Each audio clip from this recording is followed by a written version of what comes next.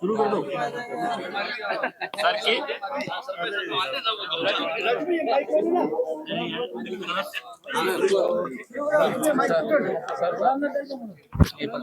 अनिल जी किन मुद्दों को लेकर आप चुनाव में उतरे हो?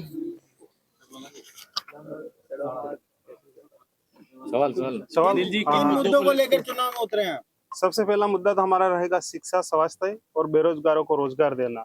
उस पे हम काम करेंगे। पिछले छह साल से आपकी सरकार थी, आप ही के क्षेत्र के, आप ही पार्टी विधायक थे, ऐसे में इन्हीं मुद्दों पे आप चुनाव पे हो। किसने बोला? वही देंगे। किसने बोला? और आके देख लो क्षेत्र में, क्षेत्र में आके आप देखोगे सब चीजें आपको अच्छे से मिलेगी। तो फिर क्यों चाहते हैं वापस उनको? अच्छे से हमको चाहिए, वो उच्च स्तरीय जो चाहिए। उन्होंने प्रयास किया था, हम लगातार उस पे काम करते ही जाएंगे। जी हाँ। तो आपके आने से नया क्या मिलने वाला है? नया शिक्षा तो रहेगा ही रहेगा, स्वास्थ्य, बेरोजगारी को रोजगार देना, और हम जो हमारे मौलिक अधिकार हैं और हमारे आदिवासियों के जो हक अधिकार है उस पर हम काम करेंगे। यहाँ 84 का एक सबसे बड़ा मुद्दा है कि यहाँ के जो लोग हैं, 84 के सबसे ज्यादा लोग हैं जो कि प्रवास कर जाते हैं, मतलब अहमदाबाद की ओर। उसके लिए क्या कुछ करेगी भारत आदिवासी पार्टी, और आप जीत जाते तो क्या कुछ करोगे? पहली ऐसी पार्टी है भारत आदिवासी पार्टी जो हमारे लोग यहाँ से पलायन करके गुजरात जाके काम करते हैं, उनके लिए कुछ कर रही है। वहाँ जाके हम बार बार मिल रहे हैं उनसे। वहाँ हमारे जो प्रवासी भाई है, वहाँ उनके लिए हमने ऑफिस भी खोली है कि उनको कोई समस्या है वहाँ पर आकर के वो संपर्क करें। और आने वाले समय में हम भी यहाँ पर सब मिल करके रोजगार के अवसर पैदा करेंगे और उन लोगों का जो पलायन है वो रोकेंगे। चुनाव से पहले आपकी सीएम से मुलाकात हुई तो किस मुद्दों को लेकर चर्चा हुई? कभी नहीं। सीएम से मेरी कोई मुलाकात नहीं हुई। इस क्षेत्र को लेकर क्या मांग उठाएंगे ये?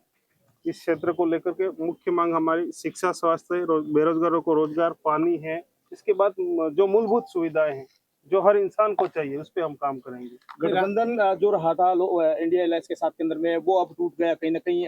राजकुमार रोज जी की पार्टी के सामने है। किस तरीके से देखते हैं इसको? ये जवाहर राजकुमार जी देंगे। पार्टी पदाधिकारी कुछ अफवाह पार्टी पर हमारा जो शीर्ष कर्म है वो आपको उस बात पे कुछ अफवाह ऐसी चल रही है कि दो जैसे पिछले चुनाव में दो राजकुमार थे, इस बार भी सेम नाम के कोई उम्मीदवार हैं क्या? भारत आदिवासी पार्टी के कार्यकर्ता इतने मजबूत है, अगर आ भी जाए तो उसका कोई असर नहीं पड़ेगा उस पे। खुद बीएपी पार्टी के लोगों ने चुनाव में यहाँ पर नामांकन दाखिल किया है, खुद बीएपी में ही फूट है। नहीं, ऐसा नहीं है। नहीं है, ऐसा नामांकन भरा गया। किस नाम से है? बदामी लाल जी से। बदामी लाल जी अभी हमारे संपर्क में नहीं थे, निष्कासित कर दिए गए। उनको पार्टी के हाईकमान के द्वारा निष्कासित कहीं कर ना दिया। कहीं पार्टी नुकसान तो झेलेगी उसका? नहीं, बिल्कुल नहीं झेलेगी। भारत आदिवासी पार्टी का गढ़ जो 84 माना जाता है और अन्य पार्टियां अभी पुरजोर तरीके से कोशिश लगाई हुई बैठी है, तो आप किस रणनीति से काम करेंगे? हमारी एक अलग सी व्यवस्था है और उस व्यवस्था के अनुसार हम काम करेंगे। हर गांव के हर वार्ड तक हम हर व्यक्ति तक हम पहुंचेंगे और हमारा जो प्रचार प्रसार रहेगा बहुत जोरदार रहेगा और हम जीतेंगे। आज बाहर का माहौल देख के लगा है कि ऐसे 9 अगस्त का दिन हो ऐसा, तो ये जो भीड़ आई है वो पैसों से बुलाई हुई या फिर अपने बलबूते से? देखो, मैंने कहा हमारी व्यवस्था ऐसी है कि लोगों में एक ऐसी आग लगी हुई है कि वो अपने पैसों से आ रहे हैं। हमने कोई पैसा नहीं दिया उनको, अपना पैसा, अपनी गाड़ियां हैं और उनमें उत्साह है। ठीक है, साहब कर लो। थोड़ा सा आगे ये भी आ जाए। कलाड़ी जाता है। ये भी आपका आ जाएगा।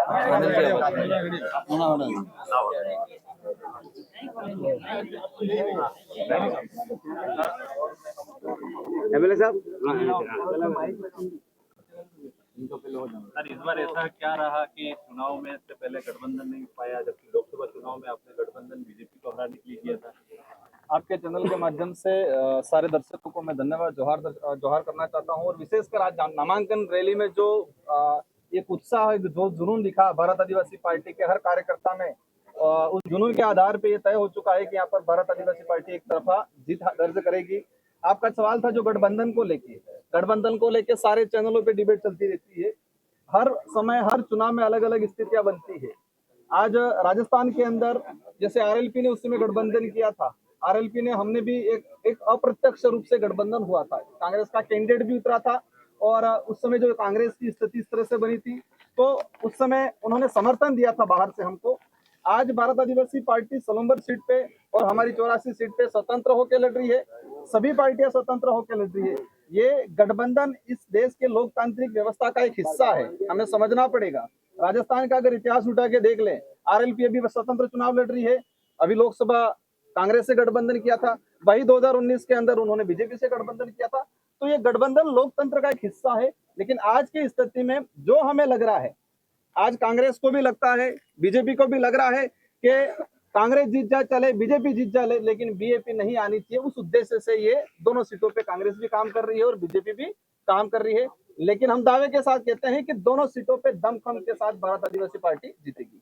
सर ये कांग्रेस के जो प्रत्यक्ष महेश रौत वो आपकी पंचायत के पास के ही रहने वाले हैं। तो देखो, कांग्रेस की हर चाल उल्टी पड़ी है। कांग्रेस को लगता था कि राजकुमार को हमने ये किया, राजकुमार के घाव से कैंडिडेट उठाए, कोई दिक्कत नहीं, हमारे भाई है वो, लेकिन विचारधारा एक मजबूत है हमारी। उस भाई के घर से भी वोट भारत आदिवासी पार्टी में पड़ेगी। वो स्थानीय सरपंच है हमारे सासुरपुर से, हम मान सम्मान करते हैं, लेकिन उस पंचायत का बूथ भी भारत आदिवासी पार्टी प्लस करेगी और कांग्रेस यहाँ पर 15 से 20 हजार वोटों पे निपटेगी और वही बीजेपी 40 हजार वोटों पे निपटेगी। सर, लोकसभा चुनाव में कांग्रेस और बीजेपी की विचारधारा एक थी और 3 महीनों में ये विचारधारा देखो, वही चीज हम अगर पूरे देश लेवल पे अगर जाते हैं तो हम नायडू जी और मोदी जी को भी कह सकते हैं। गठबंधन विचारधारा अलग चीज है, हम हमारी विचारधारा को लेके चल रहे हैं। आज देश पे जो माहौल बना हुआ है, एनडीए की सरकार है, वहां पर 3 से 4 क्षेत्रीय दलों ने, जिन क्षेत्रीय दलों के लिए मोदी जी ने जोरदार तरीके से बोला था, आज उनके साथ में उनके सहारे सरकार बना के बैठे।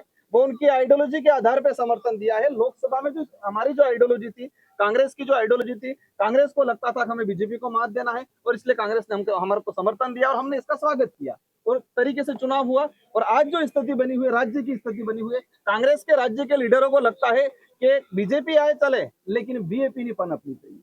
वो समय समय पे परिस्थिति। लेकिन मैं आज कहना चाहूंगा आपके चैनलों के माध्यम से, यहाँ पर एक तरफा 70,000 वोटों से बीएपी ने 2023 के चुनाव में मुझे चुना था यहाँ की जनता ने, और आज वही लीड रहेगी। एक वोट बढ़ेगा लेकिन काम नहीं होगा। दावे के साथ कह सकते हैं कि आपका जो रिकॉर्ड बनाया था आपने, यहाँ पर दोनों ही पार्टियों का अगर मतदान मिला भी ले तो भी आप उनसे जीत रहे थे, तो उस रिकॉर्ड को कायम रखेंगे, उसको ध्वस्त करके नया रिकॉर्ड बनाएंगे? बिल्कुल, आपके पहले वाली लाइन कायम हो जाएगी। ये रिकॉर्ड कायम होगा, अवश्य कायम होगा, एक संख्या और बढ़ेगी। आपका कहना था कि जिस तरह से चुनाव में, जिस तरह से वादों को लेके चुनाव में आए हैं, आज हम लोग जिन मुद्दों को लेके आए हैं, अब कांग्रेस के मुद्दे देख लो, बीजेपी के मुद्दे देख लो, दोनों के मुद्दे हवा हवाई है। एक ही कहते हैं ये करेंगे, वो करेंगे, अमृत देश बनाएंगे, देश को आगे बढ़ाएंगे, ये करेंगे, विश्व गुरु बनाएंगे।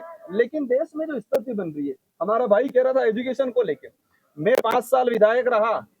आज जिस तरह से कांग्रेस बीजेपी के नेता कहते हैं राजकुमार उसका विरोधी, उसका विरोधी, मेरे 5 साल के कार्यकाल में मैंने एक सिंगल कर्मचारी, भले वो किसी भी वर्ग का हो, किसी को मैंने परेशान नहीं किया, किसी भी जाति का, किसी भी वर्ग का हो।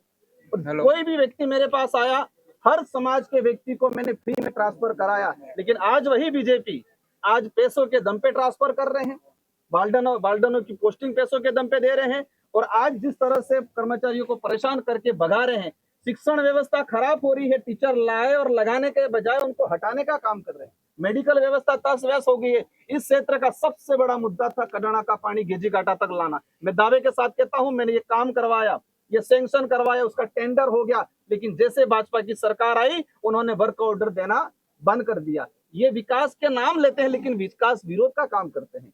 ये जनता समझ चुकी है, कडाना के पानी के लिए इस क्षेत्र की जनता तरस रही है। अगर वो सच में भला चाहते थे, इन 11 महीनों के अंदर कडाना का जो वर्क ऑर्डर पेंडिंग है वो वर्क ऑर्डर दे देते।